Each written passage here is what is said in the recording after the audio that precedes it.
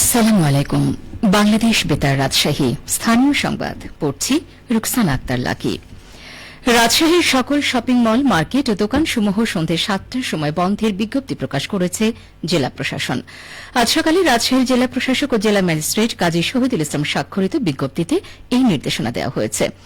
বিজ্ঞপ্তিতে বলা হয়েছে, দেশের বিভিন্ন ব্যবসায়িক সংগঠনের প্রতিনিধিবৃন্দের সঙ্গে ৪ এপ্রিল প্রধানমন্ত্রীর সভার সিদ্ধান্ত মোতাবেক ও মন্ত্রিপরিষদ বিভাগের গত ৬ এপ্রিল প্রকাশিত নির্দেশনা মোতাবেক রাজশাহী জেলার সকল উপজেলা ও মহানগরে অবস্থিত বিভিন্ন শপিং মল, মার্কেট, দোকান, বিলবোর্ড এবং চলমান মেলা ও সাংস্কৃতিক অনুষ্ঠানের বিষয়ে শর্ত আরোপ করা হয়েছে।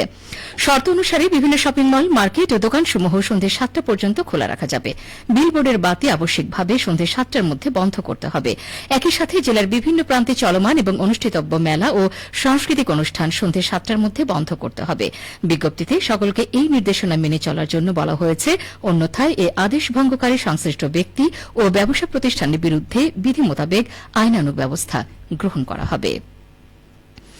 নওগাঁয় নানা আয়োজনে বিশ্ব স্বাস্থ্য দিবস পালন করা হচ্ছে। আজ সকালে কর্মসূচির উদ্বোধন করেন নওগাঁ সিভিল সার্জন মোহাম্মদ আমিনুল ইসলাম। এ উপলক্ষে সিভিল সার্জন কার্যালয় থেকে একটি শোভাযাত্রা বের করা হয়। র্যালিটি বিভিন্ন সড়ক প্রদক্ষিণ করে এবং পরে সিভিল সার্জন কার্যালয়ের সম্মেলন কক্ষে আলোচনা সভা অনুষ্ঠিত হয়।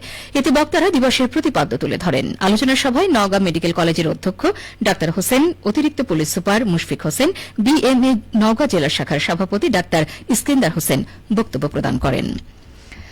বাংলাদেশ পুলিশ একাডেমিতে ৪১তম ক্যাডেট ব্যাচের শিক্ষানবিশ সাব ইন্সপেক্টরদের মৌলিক প্রশিক্ষণ সমাপনী কুচকাওয়াজ আগামীকাল অনুষ্ঠিত হবে। সারদা পুলিশ একাডেমির প্যারেড গ্রাউন্ডে আয়োজিত এই অনুষ্ঠানে পুলিশের আইজিপি মোহাম্মদ আলী হোসেন প্রধান অতিথি থেকে অভিবাদন গ্রহণ ও প্যারেড পরিদর্শন করবেন। ২১১ জন শিক্ষানবিশ সাব ইন্সপেক্টর এই প্যারেডে অংশ নেবেন। বিষয়টি নিশ্চিত করেছেন সারদা পুলিশ একাডেমির প্রিন্সিপাল জিএম আজিজুর রহমান। পাবনায় পেঁয়াজ সংরক্ষণে আধুনিক পদ্ধতির এয়ারফ্লো মেশিন পেয়ে কৃষকের মুখে হাসি ফুটেছে। বর্তমানে ক্রমাগত সনাতন পদ্ধতির পরিবর্তে আধুনিক পদ্ধতিতে পেঁয়াজ সংরক্ষণে ঝুঁকছেন চাষিরা। এয়ারফ্লো মেশিন পাবনার কৃষকের কাছে ব্যাপক জনপ্রিয় হয়ে উঠেছে। কৃষি অফিস জানায়, কৃষি সম্প্রসারণ অধিদপ্তরের উদ্যোগে চলতি অর্থ বছরে কৃষি প্রণোদনা কর্মসূচির আওতায় পাবনার ৯টি উপজেলার মোট ৮০০ জন কৃষকের মাঝে আধুনিক পদ্ধতির এয়ারফ্লো মেশিন বিতরণ করা হয়েছে। মেশিনটি কিনতে প্রত্যেক কৃষকের ব্যাংক অ্যাকাউন্টে ২৭০০ টাকা প্রদান করা হয়। পাবনার দুর্গাপুর গ্রামের আদর্শ কৃষক মোহাম্মদ কামরুজ্জামান বলেন, এয়ারফ্লো মেশিনের মাধ্যমে পেঁয়াজ সংরক্ষণ করলে পচন ধরে না, এমনকি ওজনও তেমন কমে না। এতে কৃষকের লাভ হয়। পাবনা কৃষি সম্প্রসারণ অধিদপ্তরের উপপরিচালক মোহাম্মদ জাহাঙ্গীর আলম প্রামাণিক বলেন, এয়ারফ্লো মেশিন পাবনার কৃষকদের কাছে ব্যাপক জনপ্রিয় হয়ে উঠেছে। পেঁয়াজের পচন রোধে আগামীতেও কৃষকের মাঝে সরকারিভাবে এয়ারফ্লো মেশিন বিতরণের কর্মসূচি অব্যাহত রাখা হবে। নাটোরের সিংড়ায় কৃষি জমিতে পুকুর খননের অপরাধে ভ্রাম্যমাণ আদালতের অভিযানে ২টি এক্সভ্যাটেটরের ৪টি ব্যাটারি জব্দ করা হয়েছে এবং এক ব্যক্তিকে ৫০,০০০ টাকা অর্থদণ্ড দেওয়া হয়েছে। গতকাল সন্ধ্যা থেকে রাত ১টা পর্যন্ত উপজেলার চৌগ্রাম ইউনিয়নের নিমাকদমা এবং চামারি ইউনিয়নের সোনাপুর এলাকায় এই অভিযান পরিচালনা করা হয়। এ সময় সোনাপুর এলাকায় ৩ ফসলি আবাদি জমিতে অবৈধভাবে পুকুর খননের অপরাধে সুলতান আলী নামে এক এক্সকাভেটর মালিককে ৫০,০০০ টাকা অর্থদণ্ড প্রদান করা হয়। এছাড়া অবৈধভাবে পুকুর খননের কাজে ব্যবহৃত ২টি এক্সকাভেটরের ৪টি ব্যাটারি জব্দ করা হয়েছে।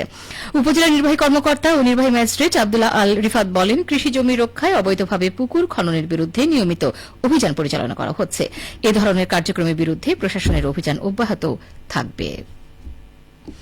কক্সবাজারের টেকনাফের শাহপুরীর দ্বীপ থেকে সেন্ট মার্টিন পর্যন্ত বিস্তৃত বাংলা চ্যানেল সাঁতরে পাড়ি দেয়া বগুড়ার আদমদীঘি উপজেলার কৃতি সাঁতারু জাহিদুল ইসলাম জাহিদকে সংবর্ধনা দেওয়া হয়েছে। গতকাল বগুড়া জেলা প্রশাসকের কার্যালয়ে জাতীয় ও আন্তর্জাতিক ক্রীড়া দিবস উপলক্ষে আয়োজিত অনুষ্ঠানে প্রধান অতিথি হিসেবে জেলা প্রশাসক মোহাম্মদ তৌফিকুর রহমান তার হাতে সম্মাননা ক্রেস্ট তুলে দেন।